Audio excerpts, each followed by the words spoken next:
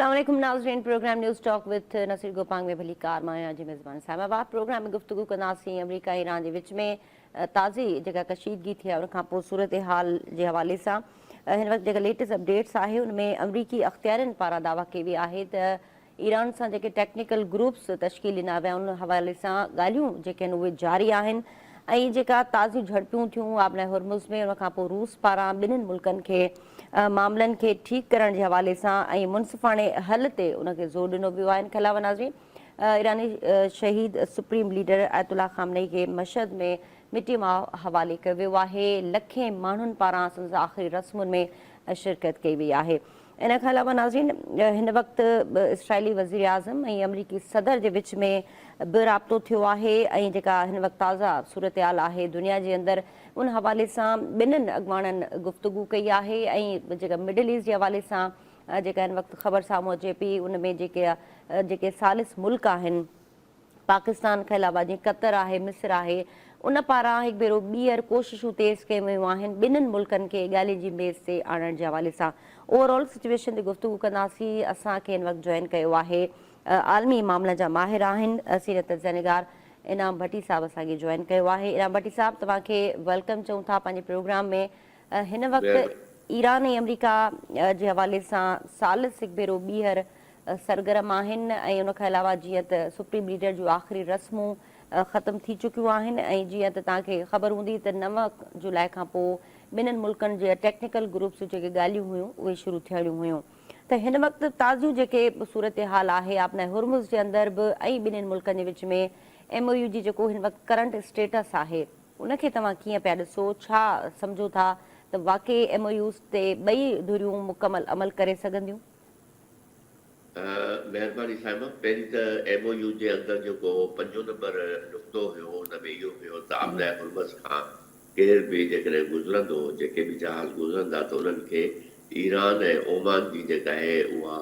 Guidance जेका आहे जल्दी आहे उहा हासिल कंदा ऐं तॾहिं उहे उतां जहाज़ पास थी सघंदा। ताज़ो थियो हीअं त ईरान पंहिंजो हुननि ॾिठो त हींअर मसरूफ़ आहे हुननि 7-8 ॾींहंनि जो तस्कीन जो बरहनो जेको रखियो आयतुल्ला खामनई जो त उन सम्झो कि शायदि हुतां मामिलो जेको आहे सो इहो ई घुरी वञे जहाज़ जॾहिं गुज़रण जी कोशिशि कई पर संदसि ते आइडेंटिफिकेशन चेंज करे त उन्हनि थिया ऐं उन खां पोइ जेका आहे उहा सूरत खां वरी ख़राब थी। हाणे मुआइदे में जॾहिं एतिरी शइ तइ थी हुई त ईरान 8 ॾींहंनि ताईं जेको फाइनल मुआइदे पहुचण ताईं उनजी इजाज़त हासिल कई वेंदी त उनजी पासदारी गरखनि जो जेको जवाज़ पैदा कयो उहो उन्हनि जहाज़नि या उन्हनि जे पुठियां जेका बि उनखे सपोर्ट हूंदी उन्हनि कयो जंहिंखां पोइ थियो ऐं पोइ वरी उनजे नतीजे में अमेरिका जेको आहे ईरान ते अटैक कया वरी ईरान जेको आहे सो कतर ते ऐं बहरन ते इन्हनि इलाइक़नि ते वरी जेको आहे सो इवन हिन भेरे जॉर्डन ते बि जेको आहे अटैक कया उन्हनि ते त उन ई उन्हनि अटैक कया ऐं उन खां पोइ जेका कल्ह जी सूरत हाल आहे त उन में ईरान वाज़े तौर ते चयो आहे त जेकॾहिं इहा सूरत हाल बरक़रार रही त हू उन में ख़ासि करे UAE खे ईरान जे अंदरि उन्हनि खे रेलवे लाइन जे पुलूं वग़ैरह अहिड़े टाइम ते पहुचायो आहे जॾहिं जेको आहे अली आयतुल्ला खामनई उहा तस्कीन जो मरहलो हली रहियो हाणे एॾी सूरत हाल में हुननि बि चयो आहे वरी उनजो रिवेंज जेको आहे उहो UAE जी रेलवे लाइन आहे या उनजा जेके ख़ासि अदा आहिनि उन्हनि ते अटैक करे सघनि था। इहा सूरत हाल जेकॾहिं वधंदी त उन सां ख़राबी त पैदा थी सघे थी पर ॿिए पासे वरी अमेरिका वठी जो रस्तो कोन्हे छाकाणि त हिते जो क्लियर जेको त अमेरिका वटि सवाइ इनजे त इन डोनर ते अमल करामत थिए ऐं उन खां पोइ मुस्तक़िल गुज़ारण जो मुआइदो थी वञे इन खां सवाइ अमेरिका वटि रस्तो कोन्हे छाकाणि त वॾी चंद तरफ़ अमेरिका जे अंदरि का बि अहिड़ी सोच सपोर्ट नथी करे न ई पब्लिक में ऐं जेको आहे सो असर तंहिंजे करे अमेरिका खे ख़ुदि जो प्रेशर ॿियो जेको आलमी प्रेशर आहे जंहिंमें ख़ासि करे तव्हां ॾिसो सिर्फ़ु 10 ॾींहंनि जी जेका 20-28 ॾींहंनि जी जंग थी त उन में सॼी दुनिया जी मार्केट ते जेके असरात थिया ख़ासि करे आलमी तवानाई जी मंदी में दौरान पैदा थियो क्रूड ऑयल जी क़ीमत जेका आहे उहा $68 खां $120 थी पई। उहा हींअर एमओयू खां वरी पोइ बहितर थी ऐं वापसि $70 ते पहुची। जेका वरी हिननि ॿिनि ॾींहंनि जी जेका ताज़ा थी उन में वरी $68 ते पहुची वई। पर कल्ह खां वरी उन में जेका स्टेबिलिटी आई आहे, यानी उहे वापसि 70 ते न वई आहे, पर उन में पर हिन मां मुंहिंजो अंदाज़ो इहो आहे त ॿिन्ही घुरनि अमेरिका वटि बि ईरान वटि बि सवाइ हिन ते को रस्तो कोन्हे त इन एमओयू ते जेको आहे सो अॻिते वधनि। हिते तइ कया त 7 ॾींहंनि में मुकमल फाइनल जेको आहे उन तरफ़ उनजे ई करे अमेरिका जो फ़ैसिलो कयो आहे टेक्निकल कमेटी जारी आहे जारी लॻे त अॻिली कुझु जेके नज़र आहिनि उन्हनि जे प्रेशर सां गॾु उन्हनि सभिनी ते ॿिन्ही धुरियुनि ते इहो हूंदो त ॻाल्हियुनि जा दौर पूरा कयो, उन खां पोइ ॾिसजे छा थो थिए। त मुंहिंजे ख़्याल में ॻाल्हियूं हलंदियूं ऐं वरी 2 ॾींहंनि खां पोइ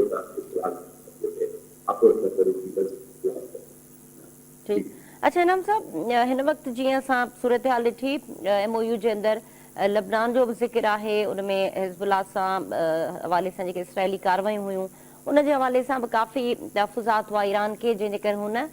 ईरान जे पंहिंजनि मामलनि सां गॾोगॾु लबनान जे अंदरि बि मामलनि खे ठीकु करण जे हवाले सां उहा शिक उन में शामिल आहे। लबनान जे अंदरि जेका सूरत हाल आहे हिज़बुल्लाह जे हवाले सां तव्हांखे कीअं थो लॻे त हिन वक़्तु जीअं हमास जो कुझु ॾींहं पहिरीं फ़ैसिलो आयो आहे, टेक्नोक्रेट गवर्नमेंट खे उहा सपोर्ट करे पई ऐं जेका पंहिंजी उते उनजो तंज़ीमी जेका सूरत हाल हुई उन तां उहो ॾिसबसि थिया आहिनि, त हाणे जेको ईरानी प्रॉक्सीज़ जी ॻाल्हि हुई ओवरऑल अगरि असां अमरीका जे उन नैरेटिव खे ॾिसूं त उन प्रॉक्सीज़ जे लाइ अमरीका वटि छा प्लान आहे, छा स्ट्रेटजी आहे ऐं उनखे इसराइल कीअं काउंटर करे पियो हिन वक़्तु ताईं? तव्हां इन ॿिन्हिनि सूरत हालनि खे अगरि रिलेट कयो त कीअं सूरत हाल बीहंदी प्रॉक्सीज़ खां सवाइ ईरान? मूंखे लॻे थो फ़िलहाल ईरान खे पंहिंजो पाण खे स्टेबल करण जे लाइ हुननि इहो तइ करे वरितो हूंदो त फ़िलहाल हिननि प्रॉक्सीज़ तां उहो आहिस्ते आहिस्ते पंहिंजो कंहिं तरीक़े सां हुनखे for time being shirt down कनि, माना कुझु वक़्त जे लाइ। जीअं तव्हां ॾिसो हमास जेको आहे सो ऐलान करे छॾियो अथऊं टेक्नोक्रेट ऐं इन ई तरह सां मूंखे लॻे थो त अॻिते हली करे हमास में इन ते ईंदी त हू पंहिंजी जेका अस्करी एक्टिविटीज़ आहिनि जेके उन्हनि खे जेको आहे सो कंहिं तरह सां करे सघनि था ऐं उनजो लाज़िम इहे थींदो बि एमओयू ते बि इहो आहे ईरान जे तरफ़ां इहो आहे सख़्त हासिल करण लाइ इज़राइल जी कोशिशि आहे लबनान ते ॿियनि ते इन्हनि ते उहा बि उन्हनि जी बंदि थींदी ऐं उन में इज़राइल मूंखे लॻे थो त उन्हनि जी घटि हूंदी त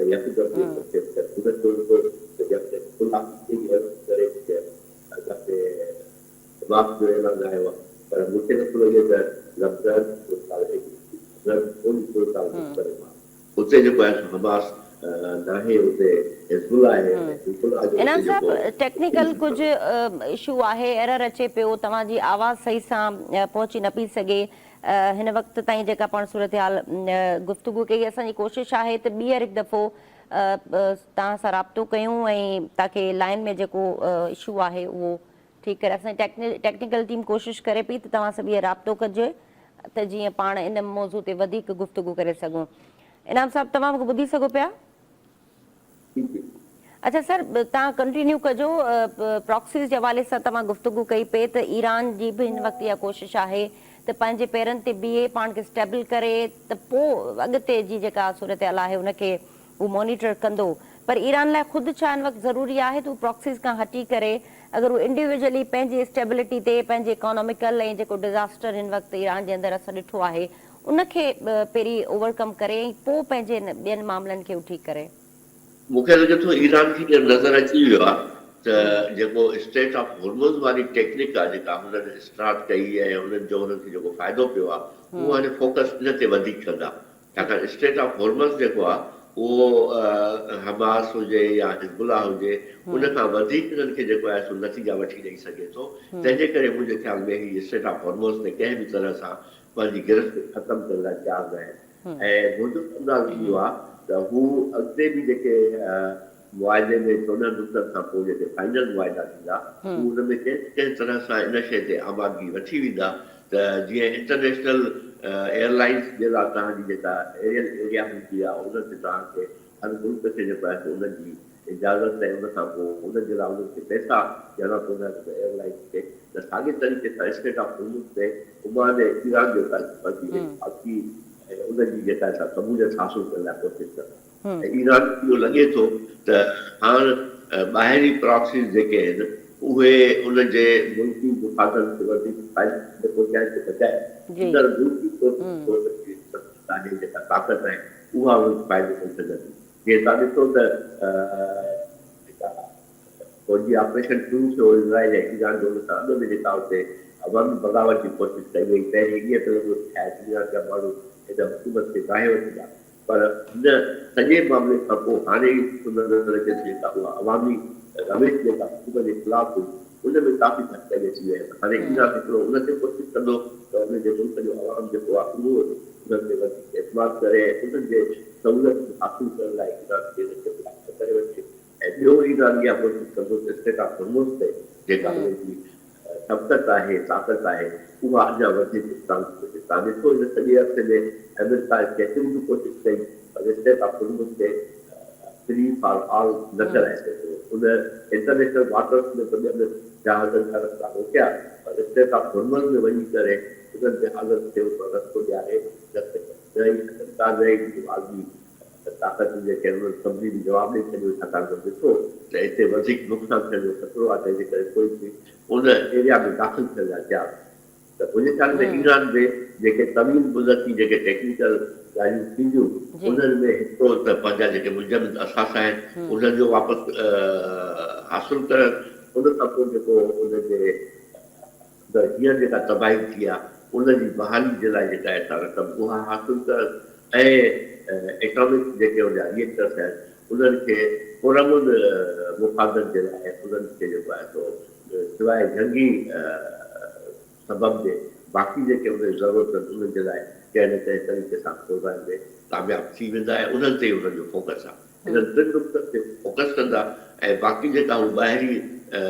आहे प्रॉक्सीस वारो उनखे फ़िलहाल मुंहिंजे ख़्याल में त उन्हनि खे कर्टेल करे सघनि अच्छा इनाम साहब रिहेबिलिटेशन जी तव्हां ॻाल्हि कई MOU जे अंदरि $300 अरब जी जेका रक़म रखी वई आहे रिहेबिलिटेशन जे लाइ हुन ते को वाज़े मैकेनिज़म तव्हांखे लॻे थो हिन वक़्तु को ठहे पियो फ्रीज़ एसेट हुजनि उहे अञा ईरान खे उहे पैसा रिलीज़ न कया विया आहिनि ईरान जा ऐं $300 अरब जे हवाले सां ख़बर ई कोन्हे त उहे $300 अरब कहिड़ा मुल्क ॾींदा कीअं ॾींदा कहिड़े ज़रिए ईरान ते उहा रक़म मिलंदी त इन हवाले सां तव्हां कीअं पिया ॾिसो सूरत फ्री एसेट रिलीज़ करणु हिन वक़्त ताईं छो न थी सघिया आहिनि ऐं $300 अरब जे हवाले सां नार मुल्क तव्हांखे लॻे थो त एतिरो सर्वाइव करण खां पोइ ऐं एतिरो नुक़सानु बर्दाश्त करण खां पोइ ॿीहर ईरान खे पैसा बि ॾींदा रिहेबिलिटेशन लाइ मूंखे लॻे थो छाकाणि त जेके ख़ासि करे कतर सऊदी UAE उन्हनि जा जेके गुज़रगाह आहिनि उन्हनि जे तवानाई जे सॼे विकिरे जे जहाज़नि जो उतां जो लंघ आहे उनखे पहिरें प्लस में उहे उन्हनि खे जेको आहे सो क़ाइमु रखण जे लाइ मुमकिन ईरान ख़्वाहिश ज़ाहिर कई वसूली बि कई जेको आहे सो हुन ते लॻाइनि था महसूल स्टेट ऑफ हुर्मुज़ में त मुंहिंजो अंदाज़ो इहो आहे शुरू खां करे त मुदती वक़्त जे लाइ चाहे मुक़ररु मुदत जे लाइ या लॉन्ग टर्म जे लाइ उहा शइ थी वेंदी क़ाइमु आहे उनजे ई ज़रिए जेको आहे ईरानी आहे पंहिंजे मुल्क जी रिहेबिलिटेशन जे लाइ पैसो हासिलु कंदो उन्हनि मां करे सघे थो बाक़ी इहे डायरेक्ट मुंहिंजे ख़्याल में केरु बि थियण लाइ तयारु थींदो ऐं इनजी कोशिशि हूंदी ईरान जी त इन तरीक़े सां उहे सां पैसा वठे थो अमेरिका बि मुंहिंजे ख़्याल में इन ते उनखे अमल आहे करे बि थो छाकाणि दुनिया सॼी जे उतां जे गुज़रगाह जो मामिलो आहे हिकिड़ो न सिर्फ़ु आयल क्रूड आयल जे गुज़रगाह जो या LPG गैस जे गुज़रगाह जो रस्तो आहे पर इन्हनि मुल्कनि जे लाइ ख़ासि खुराक जे शयुनि जे लाइ बि जेको आहे इहो ई रस्तो आहे जेको उन्हनि जो त उनजे करे इन ते ई वञी करे पोइ किथे मामिलो टेक्निकल कमेटियूं जेके शयूं त उन्हनि जा ऑफलाइन कीअं हूंदा इहे इन शयुनि ते कोन कंदा त कहिड़े तरीक़े सां उहे 300 अरब डॉलर जेके आहिनि उहे हासिलु कंदो ईरान या उन खां अलावा जेके विच में कथा उन्हनि खे कहिड़े कहिड़े प्रोसेस में कहिड़े कहिड़े जेके पैसा विच में छा कया उहे कीअं जारी कया वेंदा ऐं उन खां पोइ जीअं तव्हां ॾिसो शुरू में ईरान खे इजाज़त मिली वई त हू पंहिंजो शुरू हाल शेयर करे छॾे टे ॾींहं वरी ख़बर पई त अमेरिका हुनजो लाइसेंस रद्द करे छॾियो आहे आलमी मंडी में सेल नथो करे सघे पर उहो वरी लॻे थो मूंखे त अॼु हिकु ॿिए ॾींहं में वरी कीअं बहाल थियो त आई प्राइसिस जेको वरी बंदि थी तंहिंजे करे इहा शइ मूंखे लॻे थी त ईरान टेक्निकल कमेटीज़ में इन्हनि पंहिंजनि मामलनि खे हल कराइण लाइ सॼो प्रेशर डेवलप थो रहे थो। इनाम साहब, ग्लोबल इकोनॉमी जे हवाले सां आबने हुर्मुज़ तमामु घणो मुतासिर कयो आहे ग्लोबल इकोनॉमी खे ऐं एनर्जी क्राइसिस बि जीअं पैदा थियो ऐं अमरीका खे मेज़ ते अचण जे हवाले सां इहा वाहिद कंडीशन आहे जंहिंजे करे अमरीका ईरान सां ॻाल्हियूं करणु चाहे थो। अदरवाइज़ इनरिच्ड यूरेनियम ऐं स्टॉक पाइज़ ऐं इहे प्रॉक्सीज़ इहे तमामु पुराणा मामला जेके ईरान जा रहिया आहिनि अमरीका सां त आबने हुर्मुज़ जे हवाले सां जेको स्ट्रक्चर ॾिनो वियो आहे ऐं असां हिन सॼी जंग जी में बि ॾिठोसीं त ईरान जी गिरफ़्त रही आहे आबने हुर्मुज़ ते 60 ॾींहंनि जो टाइम फ्रेम उन खां पोइ ईरान MOU में लिखियो आहे त हू पंहिंजे हिसाब सां ओमान सां मिली करे हिकिड़ो इंतिज़ामी ढांचो तश्कील ॾींदा त आबने हुर्मुज़ हिन वक़्तु एतिरो सेंसिटिव इशू आहे अमरीका ईरान जे विच में उन ते ईरान कीअं सस्टेन कंदो ऐं छा मिडल ईस्ट जा मुल्क उनखे एतिरो इजाज़त ॾींदा त हू आबने हुर्मुज़ ते अकेलो जेको आहे उन ते उनजो अख़्तियार हुजे ऐं छा अमरीका खे इहो सभु क़ाबिले क़बूल हूंदो? ॾिसो हींअर ईरान इन ई शइ में कामयाबु वियो आहे जंहिंजे करे आलमी प्रेशर वधियो आहे ऐं इहा ई सूरत जेका आहे हींअर जेका थी आहे इहा आलमी अञा इकोनॉमी जेका आहे उनखे साल ॿिनि खां पोइ उनजा असरात पवंदा जॾहिं तव्हांजी ज़रात ते असरात पवंदा जॾहिं तव्हांजे एनर्जी सेक्टर जे करे ॿी प्रोडक्शन जेका घटी हूंदी दुनिया जे अंदरि जेके बि सनअतूं हलनि थियूं उन्हनि सनअत में पैदावार जेका घटी हूंदी उनजा सॼा असरात जेके आहिनि उहे साल खां पोइ नज़र ईंदा त उहो हींअर सां ई जॾहिं अंदाज़ो करे सघे थो जेको IMF जो असेसमेंट आयूं त इन शइ जो इकोनॉमी ते जेको आलमी इकोनॉमी ते जेको असरु पवंदो त जे ॿिए मुदे जे लाइ इहा सूरत रहे थी उहा त को वधीक ख़तरनाक थी पवंदी मईशत जे लाइ तंहिंजे करे आउं सम्झां थो आलमी प्रेशर अमेरिका ऐं ॿाहिरि जा मुल्क जेके आहिनि कंहिं न कंहिं तरीक़े सां ईरान ऐं ओमान जे उन प्रोसीजर खे ख़तमु करे वठंदा जंहिंमें सिर्फ़ु हुनजी ख़्वाहिश इहा हूंदी त आबी गुज़रगाह जेको आहे उहो मुस्तक़िल तौर ते हलंदो रहे उनजी का बि डिस्टर्बेंस त उनजे लाइ मुंहिंजो इहो ख़्यालु आहे त इन ते ॿई दुनिया जी कुवतूं अमरीका खे बि आमदा कराए वेंदियूं सवाइ इज़राइल जे छाकाणि त ख़्वाहिश इहा कोन्हे इज़राइल जी ख़्वाहिश आहे त ईरान मुकमिल तरह ते तरफ़ थिए या ईरान जेको आहे सो हुनजी मौजूदा हुकूमत जेका आहे उहा चेंज थिए हाणे उहो त मुमकिन न थी सघियो इहो इहा नज़र बि नथो अचे कोन्हे थी सघे ऐं इन विच में ईरान जेको आहे सो पाण खे वधीक साबित करे पियो त घटि में घटि इहे ॿ शयूं त ईरान जे अंदरि मुमकिन नथियूं थी सघनि ईरान पंहिंजो कमज़ोर में तकलीफ़ थो थिए ॿियो नार जे मुल्कनि खे बि हाणे ख़बर पइजी वई आहे त हू ईरान सां मुक़ाबिलो नथा करे सघनि छाकाणि त हुनजी जेतिरी बि मईशत आहे उहा एॾी स्ट्रांग कोन्हे उहा डिपेंड करे थी सिर्फ़ु इन ऑयल इंडस्ट्री ते उन खां पोइ थोरो घणो टूरिज़म ते ख़ासि करे ऐं बाक़ी जे अंदरि कुझु एॾी सुविधाऊं कोन्हे हाणे जेकॾहिं उहो UAE जो टूरिज़म बि डिस्टर्ब थिए ॿाहिरि जेका उते इन्वेस्टमेंट आहे उहा बि डिस्टर्ब थिए ऐं जेका ऑयल एनर्जी आहे उहा बि डिस्टर्ब थिए त उन्हनि जी त मुकमिल तरह ते इकोनॉमी वेझी वेंदी तंहिंजे करे हू बि इन्हनि शयुनि सां सम्झनि था त मुस्तक़िल बुनियाद ते ईरान जहिड़ो या ख़तरा उनखे पते न करे सघंदा उन्हनि पती जी ख़्वाहिश एॾी जल्दी अमूल थी वञे जो ई नतीजो आहे तव्हां ॾिसो था सतरि खां वधीक कोशिश करे रहियो आहे हुनजी ख़्वाहिश आहे त कंहिं बि तरह सां इहा जंग बंदी ज़रूरु थिए पर मुस्तक़िल जंग बंदी जो कंहिं बि तरह सां को रस्तो निकिरे त इन जो सॼो तव्हां ॾिसंदो सऊदी खे बि फिकर आहे पर जेतिरो वधीक फिकर बहरीन ऐं कतर खे आहे एतिरो शायदि ॿियनि खे न हुजे जी ठीकु आहे इनाम भट्टी साहब वॾी महिरबानी तव्हां वक़्तु ॾिनो ऐं गुफ़्तगू कई नाज़ इनाम भट्टी साहब असांखे जॉइन कयो ऐं ओवरऑल ईरान अमरीका जी सूरत हाल जे हवाले सां उन्हनि जी गुफ़्तगू तव्हां ॿुधी प्रोग्राम हिते हिकिड़ो मुख़्तसिर ब्रेक शामिल कयूं था असां सां गॾु रहिजो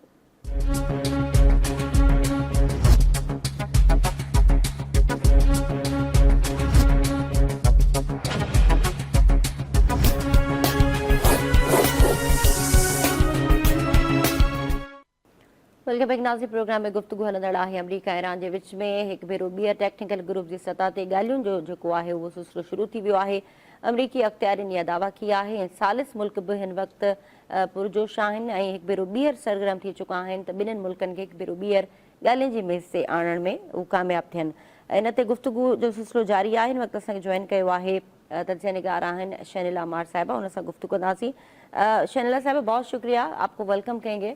इस वक्त हम बात करें अमेरिका और ईरान के दरमियान जो MOU साइन हुआ है, उसके बाद फिर दोनों ममालिक के आपस में झड़पें आपने हुर्मुज़ के हवाले से इस वक्त भी तशवीश पाई जा रही है। तो आप इस वक्त किस तरह देख रहे हैं, जबकि अमरीकी ऑफिशल्स की जो अभी नई स्टेटमेंट सामने आई है उसके मुताबिक टेक्निकल ग्रुप्स की बातचीत का जो सिलसिला है वो एक बार फिर शुरू हुआ है और जो सालिस ममालिक थे उनका किरदार एक बार फिर जो है वो बढ़ गया है और वो चाह रहे हैं कि दोनों फरीकिन फिर टेक्निकल ग्रुप्स की सतह पे इस डायलॉग को मजीद आगे बढ़ाएं। तो आप इस वक्त ओवरऑल सिचुएशन कैसे देख रहे हैं? इंटरनली ईरान के अंदर भी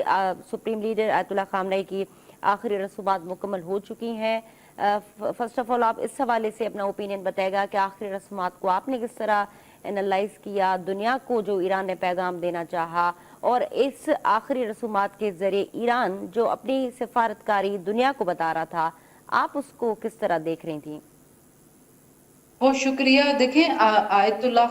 खामनेई साहब की जो अभी हुई है आखिरी रसूमात, उसके जरिए ईरान ने 2-3 मैसेज दुनिया को देने की कोशिश की है। एक तो जिस वक्त अमेरिका ने हमला किया था ईरान के ऊपर, तो उन्होंने जो अपना पहला मकसद बताया था उस वक्त यही था कि हम रिजीम चेंज करने के लिए आए हैं।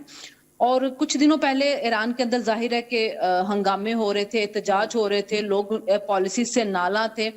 जो पासदाराने इनकलाब हैं उनकी कुछ पॉलिसीज बड़ी सख्त किस्म की थी, हिजाब को लेके और दूसरी चीजों को लेके मसले हो रहे थे। तो अमेरिका को लग ये रहा था कि जब हम वहां पे अटैक करेंगे तो चूंकि अवाम भी उनसे नाला है तो वो हमारे साथ मिलेगी और वहां पे रजीम जो है वो चेंज हो जाएगी।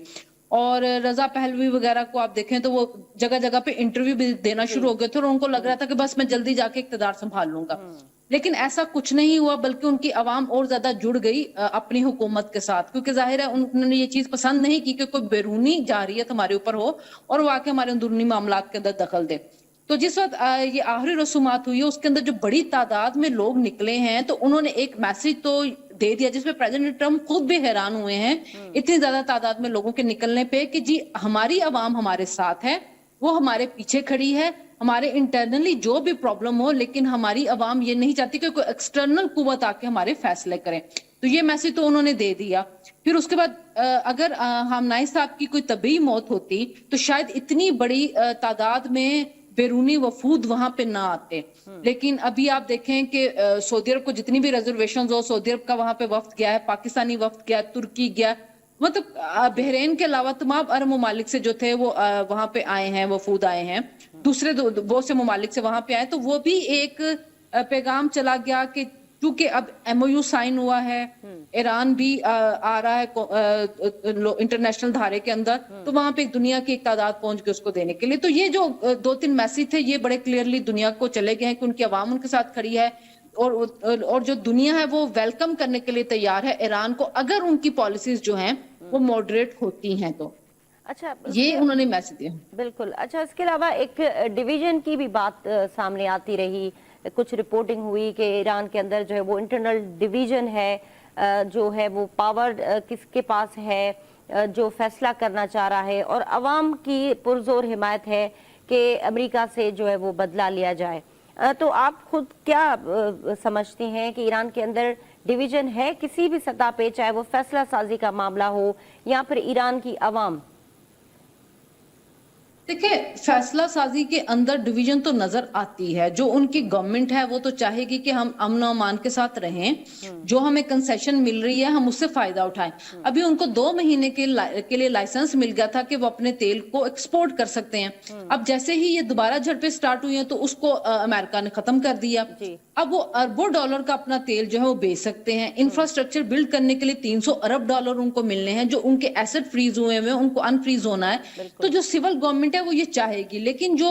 पासदाराने इनकलाब है वो भी तो ये नहीं चाहेंगे कि हम बिल्कुल इररेलेवेंट होके रह जाएं सिस्टम के अंदर। तो उन्होंने जाहिर है उनका सुप्रीम लीडर गया है तो उन्होंने अवाम के अंदर एक जोश और जज्बात तो रखने हैं जिसमें ये बताया जाए कि हाँ जी हमारे साथ जुल्म तो हुआ है, हमारे सुप्रीम लीडर को आपने शहीद तो किया है और हम इसको नहीं भूलेंगे, और जो अवाम उनके साथ कनेक्टेड थी वो तो इंतकाम का नारा लगाएगी। लेकिन ये भी है कि अपने इंटरनल मामलात को किसी भी तरह ईरान ये जाहिर नहीं करेगा कि हमारे अंदर कोई डिवीजन है, वो यही कहेंगे कि हम एक ही पेज के ऊपर चल रहे हैं। लेकिन अभी आप देखें कि जो हालिया तौर पे जब MOU साइन हो जाता है जिसके अंदर बहुत ज्यादा शराइत जो है वो ईरान की मानी गई है, उसके बाद पासदारान इनकलाब का अमान से गुजरने वाले जो बहरी जहाज हैं, जो सऊदी अरब का है, जो कतर का है, उसके ऊपर हमला करना बनता नहीं था। इसने पोजीशन बहुत ज्यादा जो है वो ईरान की भी खराब की है कि वो तमाम ममालिक जो उनके साथ हमदर्दी दिखा रहे थे उनकी भी वो पलटना शुरू हो गए हैं। इसलिए कि आबनाए हुर्मस का तो यही था कि वो खुला रहेगा, सब वहां से गुजरेंगे और अमान के साथ मिलके कोई ना कोई तरीकाकार जो है वो वजह करेगा ईरान। अब अगर पासदारान इनकलाब ये कहेंगे कि जो रास्ता हमने मुतय्यन कर दिया आपने वहीं से गुजरना है, तो फिर ये दुनिया के अंदर एक बेचैनी पैदा करेगा कि आप हमें ब्लैकमेल कर रहे हैं, आप कोई भत्ता लेना चाह रहे हैं, और दुनिया फिर ज्यादा देर ब्लैकमेलिंग के अंदर नहीं आएगी, वो कोई ना कोई अपना ऑल्टरनेट रूट जो है वो निकालना शुरू कर देगी। तो ईरान के अंदर जो हार्ड लाइनर है पासदारान इनकलाब, उनको अब सोचना होगा और थोड़ी रीथिंक करनी होगी अपनी पॉलिसी। पहले तो हम लोग इजराइल को ब्लेम कर रहे थे, स्पॉइलर है, इजराइल नहीं चाहता कि मुआहिदा हो, इजराइल नहीं चाहता कि हम उनके साथ रहे, इजराइल ने ही अमेरिका को भेजा था इस वार के अंदर। इजराइल चाहता था कि मुस्लिम ममालिक जो है आपस में लड़े, लेकिन मुस्लिम ममालिक ने बहुत ज्यादा सब्र और तहम्मुल का मुजाहिरा किया। सऊदी अरब के ऊपर अटैक हो रहा है, कतर के ऊपर हो रहा है, कुवैत पे, बहरीन पे, UAE पे, लेकिन किसी ने रिटेलिएशन नहीं की, बल्कि कतर और सऊदी अरब आगे आगे रहे हैं कि हम मुज़ाकरात करवाएं, मुज़ाकरात के जरिए मामला जो हल हो। लेकिन वो अब दोबारा अगर उनके ऊपर अटैक कर रहे हैं तो एक टाइम आएगा, जो हम पिछले दिनों खबरें भी थी कि बहरीन और कुवैत ने भी कोई हमला किया ईरान के ऊपर, ये 1-2 दिन पहले की खबर है। अगर मुस्लिम ममालिक इकट्ठे हो जाते हैं और अगर वो अमेरिका के साथ मिल जाते हैं तो फिर ईरान बिल्कुल खित्ते में अकेला रह जाएगा। पाकिस्तान की पोजीशन भी बड़ी नाजुक है। देखिए पाकिस्तान का डिफेंस पैक्ट हुआ है सऊदी अरब के साथ, बिल्कुल। तो अगर किसी टाइम पे भी सऊदी अरब के ऊपर कोई अटैक होता है तो पाकिस्तान को उसका साथ देना पड़ेगा। अभी पाकिस्तान की सारी हमदर्दियां ईरान के साथ है, पाकिस्तान उनको जाके बार बार समझा रहे हैं, हमारे फील्ड मार्शल बड़ी दफा वहां पे गए हैं, अभी भी कोशिशें हो रही हैं। कतर अभी फिर बैठा हुआ है ईरान के अंदर, तो ईरान को अब सोचना होगा या तो वो दुनिया के साथ रह ले या फिर वो अपना वही रवैया बना लेगा जो तालिबान का इस टाइम है कि अकेले बैठे हुए, कोई उनके साथ नहीं है और वो दहशतगर्दी को प्रमोट कर रहे हैं। तो पासदारान इनकलाब की पॉलिसी और सिविल हुकूमत की पॉलिसी मुख्तलिफ है, लेकिन सिविल हुकूमत को अब अपने हाथ में पॉलिसी लेनी होगी अगर वो अपनी आवाम की भलाई चाहते हैं। तो ये डिवाइड कैसे खत्म होगा? अगर ये डिवीजन खत्म ना हुई तो ये खत्ते के लिए तो नुकसानकार है, लेकिन इटसेल्फ ईरान के अंदर भी इससे जो है वो फिर वही जो हम जो पोस्ट वॉर जो हमने अभी सिचुएशन डिस्कस कर रहे हैं, तो अगर ये नहीं डिवीजन खत्म होती तो उसके क्या नुकसानात होंगे ईरान को? देखिए खित्ते के अंदर बहुत बड़ी एक तो तब्दीली आ जाएगी। एक तो ईरान शायद ये समझ रहा है कि मैंने अगर अमेरिका के खिलाफ मुजाहमत कर दिया तो मैं खित्ते का चौधरी बन जाऊंगा, ये नहीं हो सकता है ना। आपने जरूर वहां पे आपने मुजाहमत की है लेकिन आपको सपोर्ट भी मिल रही थी। उसके बाद अगर आप टोल टैक्स की तरफ चल जाएंगे आपने हुर्मस की, तो वो तो कोई भी मुमालिक उसको पसंद नहीं करेगा। ईरान की जो सिविल हुकूमत है उसको अब खुद सोचना है और उनको पासदारान इनकलाब के साथ मिलकर बैठ के कोई पॉलिसी बनानी होगी, क्योंकि अगर इसी तरह अमेरिका के अटैक होते रहे, अगर वो उनके पुल तबाह कर रहे हैं, उनकी इंफ्रास्ट्रक्चर को सारा तबाह कर रहे हैं और अभी दुनिया उनको पैसे देने के लिए तैयार है कि हम $300 अरब दे रहे हैं, आप अपना इंफ्रास्ट्रक्चर रिबिल्ड करें, लेकिन अगर इनकी यही हार्ड लाइन और यही पॉलिसी रही और अमेरिका इनके ऊपर अटैक करता रहा, अभी तो इसराइल को भी मना कर दिया अमेरिका ने कि क्योंकि कल से जो मीडिएशन स्टार्ट हुई है ना उसके बाद बड़ी तब्दीली आई है, रात को हमला नहीं हुआ, इसराइल को भी मना कर दिया हमला करने से, तो मसला फिर ये बन जाएगा कि बिल्कुल ईरान अकेला रह जाएगा, इंफ्रास्ट्रक्चर बिल्ड करने के लिए उसके पास कोई पैसे नहीं होंगे। अगर वो दूसरी तरफ जाता है, MOU की तरफ जाता है, मुज़ाकरात की तरफ जाता है, तो उसके पास एडवांटेजेस बहुत ज्यादा हैं। वो अपने ऑयल को एक्सपोर्ट करेगा, अरबों डॉलर कमाएगा, इंफ्रास्ट्रक्चर के लिए उसको पैसे मिलेंगे, दुनिया के साथ उसके राब्ते जो है वो स्टार्ट होंगे, तिजारत उसकी शुरू हो जाएगी। पाकिस्तान के साथ भी गैस पाइपलाइन का मसला जो फंसा हुआ है और उनको अपने एसेट वापस मिलेंगे। ये एक इतना बड़ा बेनिफिट है ईरान को जिससे उनके अपने मुल्क की किस्मत भी संवर सकती है, उनकी आवाम की हालत ज़्यादा बेहतर हो सकती है। उनकी आवाम इसमें गुर्बत का शिकार हो रही है, इकोनॉमी खराब हो रही है। आप कितनी देर मिसाइल चला लेंगे, कितने के मिसाइल चला लेंगे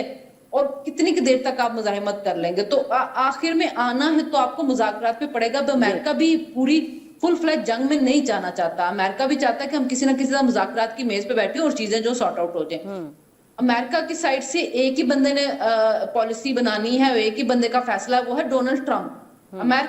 ईरान के अंदर जो है ना वो डिवीजन हुई हुई है पासदारान इनकलाब की और सिविल हुकूमत की। तो अब उनको अपनी चीजें सॉर्ट आउट करनी है। दुनिया अब उनकी मामलात को कितनी की देर हैंडल करेगी, एक टाइम आएगा कि फिर सब जो है वो ईरान से उनकी हमदर्दियां भी खत्म होगी और ईरान हित्ते में अकेला रह जाएगा। अच्छा, इसके अलावा मिडिल ईस्ट की अगर हम बात करें तो मिडिल ईस्ट को आप किस तरह देखा आपने इस ओवरऑल जंग के अंदर, उनकी फैसला साजी, उनकी सिफारतकारी या फिर उनकी सालिसी का जो उनका रोल रहा है, मिडिल ईस्ट किस तरह आपने देखा जंग से पहले और जंग के बाद? देखिए, मिडिल ईस्ट को नुकसान तो बहुत ज्यादा हुआ है और वहां पे आप देख लें कतर की LNG के ऊपर जब उन्होंने अटैक किया है तो 25% उनकी जो है वो कम हो गई है पैदावार। सऊदी अरब को भी नुकसान हुआ है और मुत्तहदा अरब अमारात को तो बहुत ज्यादा हुआ है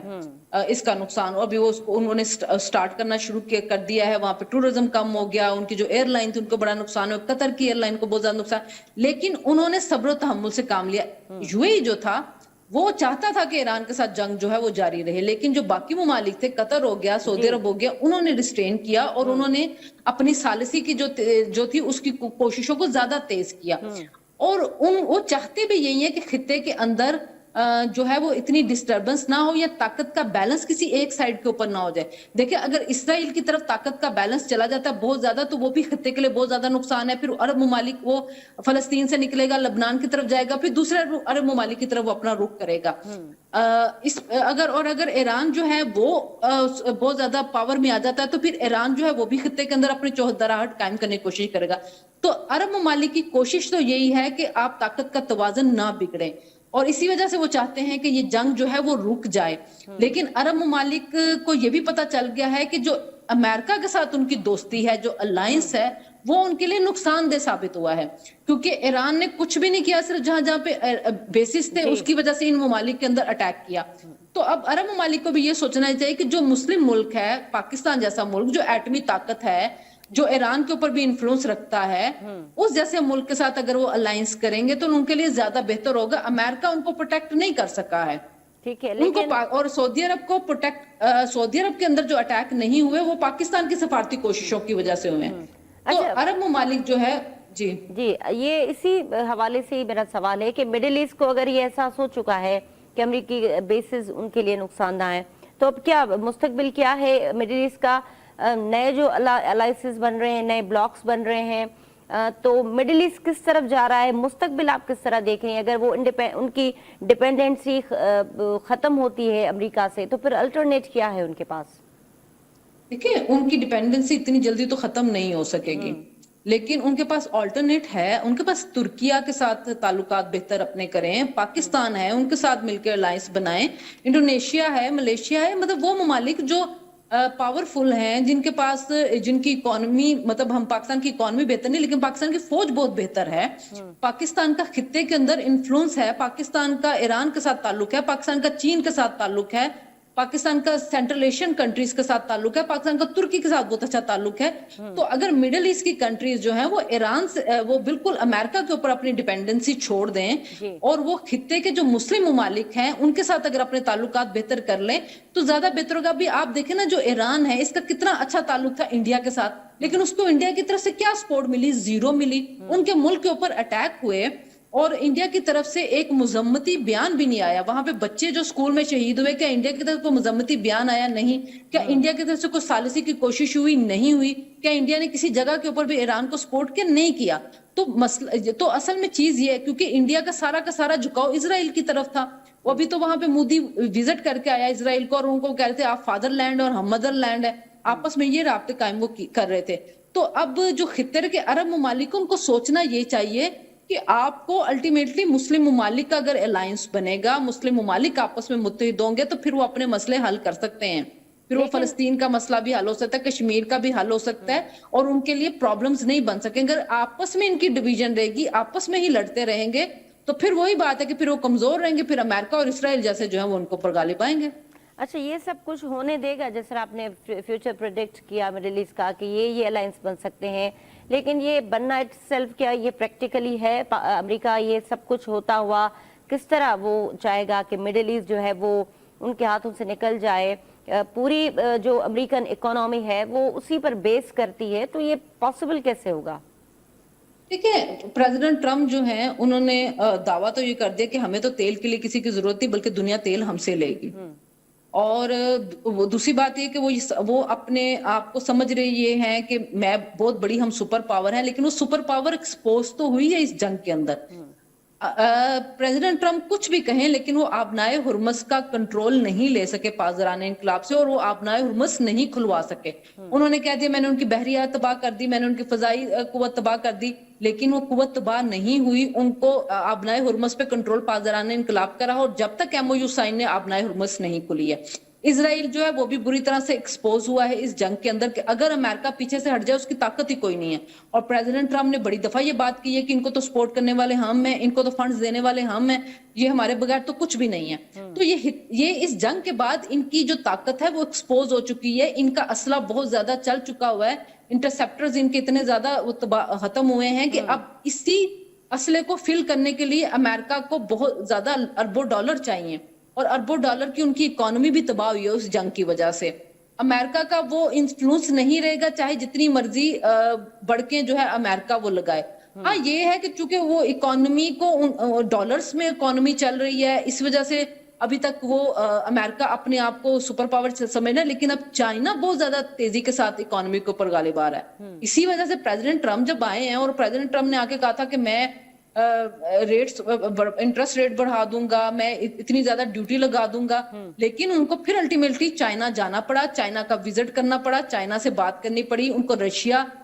हालांकि यूक्रेन और रशिया की वॉर हो रही है, यूक्रेन को अमेरिका सपोर्ट कर रहा है, उसके बावजूद रशिया और के साथ बात करनी पड़ी है प्रेसिडेंट ट्रम्प को। तो खित्ते के अंदर जो तब्दीलियां आ रही हैं, प्रेसिडेंट ट्रम्प को उसको एक्सेप्ट करना पड़ेगा। दूसरी बात ये याद रखें कि प्रेसिडेंट ट्रम्प जो है उनका सारे का सारा फोकस जो है वो इकोनॉमी के ऊपर है, बिजनेस के ऊपर, वो भी पर्सनल बिजनेस के ऊपर। अगर आप इस पूरी जंग के दरमियान एक बात नोट करें कि जब वीक का स्टार्ट होता है, प्रेसिडेंट ट्रम्प कोई ऐसा बयान देता है जिससे स्टॉक मार्केट गिर जाती है, वीकेंड आता है, प्रेसिडेंट ट्रम्प ऐसा बयान देता है, स्टॉक मार्केट चढ़ जाती है, अरबों डॉलर्स कमा रहे हैं वो और उनको सपोर्ट करने वाले बिजनेसमैन। तो प्रेसिडेंट ट्रम्प के लिए सबसे अहम उनका अपना बिजनेस है, जिसको और अपनी जो वो सेल्फ प्रोजेक्शन है, वो चीज उनके लिए है। 2 साल, और अब 2 साल रह चुके हैं उनके, तो अमेरिका का जो नुकसान हो गया इस जंग की वजह से, उसकी भरपाई करने में भी अब उसको बड़ा टाइम लगेगा। अच्छा, पाकिस्तान की अगर बात करें तो पाकिस्तान की जो सालिसी की कोशिशें थी, और उससे पहले हम अगर ईरान वॉर से पहले अगर पाकिस्तान की एक जो ग्लोबल जो उसकी एक पोजीशन है उसको हम देखें, तो सडनली जो ये वॉर हुई उसके बाद पाकिस्तान ने जिस तरह अपनी सफारतकारी और सालसी के जरिए जो दुनिया में एक अपनी इमेज डेवलप की है, आप मुस्तकबिल किस तरह देख रही हैं पाकिस्तान का इस रीजन के अंदर? और ख़ास तौर पे अगर हम बात करें तो ईरान के साथ जो हमारे ताल्लुकात माजी में रहे हैं, उसके तनाजुर में इस वक्त जो हमारे ईरान के साथ ताल्लुकात हैं, उससे कितना पाकिस्तान को और ईरान को भी फ़ायदा हो सकता है मुस्तकबिल में? देखिए, एक तो पहली बात यह है कि जो 10 मई की जंग थी पिछले साल की, उसके बाद से ही पाकिस्तान का इमेज बहुत चेंज हो गया था, क्योंकि खत्ते के अंदर समझा ये जा रहा था कि भारत जो है बहुत बड़ी दिफाई कुव्वत है, लेकिन पाकिस्तान ने जिस तरह उनका मुकाबला किया, और जो प्रेसिडेंट ट्रम्प अपने बयान में कहते हैं कि मोदी उनके पास भागा हुआ है कि आप सीज फायर करवाएं, तो उसने एक बहुत ज्यादा पाकिस्तान की दिफाई कुव्वत को लोगों पे आश्कार कर दिया। फिर पहलगाम का जो वाकया था उसके लेके बहुत बुरी सफारती नाकामी मोदी सरकार को देखनी पड़ी। एक तो ये फैक्टर था। दूसरा, जो पाकिस्तान ने सालिसी की कोशिश करी, आप ये देखें कि दुनिया के अंदर कोई भी इस मामले में नहीं पड़ रहा था, पाकिस्तान सबसे पहले था। पाकिस्तान ने ताकत की तारीफ चेंज कर दी। ताकतवर वो नहीं जिसके पास बड़ा असला सब कुछ है, ताकतवर वो है जिसका इन्फ्लुएंस है। पाकिस्तान का ईरान पे भी था, पाकिस्तान का अमेरिका पे भी था। मैं खुद यूरोप गई हूं और मैंने वहां पर देखा था कि वहां पे आपको अगर टैक्सी ड्राइवर भी मिल रहा है, किसी बड़ी पोस्ट पे बैठा बंदा मिल रहा है, हर बंदा पाकिस्तान की तारीफ कर रहा था, क्योंकि ये वो जंग थी जिसने दुनिया की इकोनॉमी हिला के रख दी थी, और दुनिया अपनी इकोनॉमी को ठीक करना चाहती थी, और उसके लिए उनको समझ नहीं आ रहा था कि इनको रोके कैसे। यूरोप के ममालिक भी पीछे हट के बैठे हुए थे। भारत जो अपने आप को बहुत बड़ा प्रधान समझता था, वो भी साइड के ऊपर था। तो कोशिश कौन कर रहा था? पाकिस्तान। चीन भी एक बहुत बड़ी ताकत थी, लेकिन चीन भी साइड पे बैठी हुई थी। पाकिस्तान के साथ पीछे था सऊदी अरब और कतर, लेकिन इनिशिएटिव कौन ले रहा था? पाकिस्तान। आप ये देखें कि जंगी माहौल के अंदर हमारे फील्ड मार्शल 3 दफा तो ईरान गए हैं, कुछ भी हो सकता था। तो ये वो चीजें थी। दूसरा, ईरान ने हमेशा भारत के साथ बहुत ज्यादा अच्छे ताल्लुकात रखे हैं। आप देखें, चाबहार बंदरगाह भी उन्हीं के साथ बना रहे थे, लेकिन अब उनको रियलाइज हुआ है दोस्त और दुश्मन की पहचान कि इस मुश्किल वक्त में उनके साथ खड़ा कौन था। इसी वजह से देखें, प्रेसिडेंट पुस्किशियान जो है फौरन पाकिस्तान आए हैं पाकिस्तान का शुक्रिया अदा करने के लिए। ईरान के अंदर तराने बन रहे थे जिसमें पाकिस्तान का शुक्रिया अदा किया जाता था। पाकिस्तान ईरान के साथ अगर तजारत करे, बहुत से फायदे हैं। वहां से सस्ती गैस मिल सकती है, वहां से सस्ता पेट्रोल मिल सकता है। अगर हम बलोचिस्तान के अंदर जो बिजली है वो इंपोर्ट कर सकते हैं ईरान से, जैसे कि ग्वादर में 100 मेगावाट मिल भी रही है, तो बजाय इसके कि महंगी हम लाइंस बिछाएं, उसकी बजाय ईरान से अगर हम बिजली को बलोचिस्तान के अंदर आ जाए तो वो ज्यादा सस्ती पड़ेगी। जो गैस पाइपलाइन का मंसूबा ईरान ने वो तैयार किया है, पाकिस्तान अमरीकी पाबंदियों की वजह से पाकिस्तान की साइड पे काम रुका है, वो शुरू हो जाए तो गैस कितनी सस्ती मिले जो हम कतर से इतनी महंगी मंगवा रहे हैं। पेट्रोल जो है वो जो स्मगल होके आता है वो अगर थ्रू प्रॉपर चैनल आएगा तो पाकिस्तान की कस्टम, इनकम टैक्स, ये सारे रेवेन्यू भी क्रिएट होना शुरू होगा। फिर वहां पे इंफ्रास्ट्रक्चर बिल्ड होना है, उसके लिए पाकिस्तान के जो माहिरीन है, पाकिस्तान के जो यहाँ पे मजदूर है, पाकिस्तान की जो लेबर है, उसको काम मिल सकता है। सकाफत के ऊपर बहुत काम हो सकता है। तो बहुत सी चीजें हैं जो आपस में मिलके की जा सकती है अगर ईरान के ऊपर से पाबंदियां हट जाती हैं। अगर इंटरनेशनल धारे के अंदर ईरान आ जाता है तो पाकिस्तान के साथ मिलके वो बहुत ज्यादा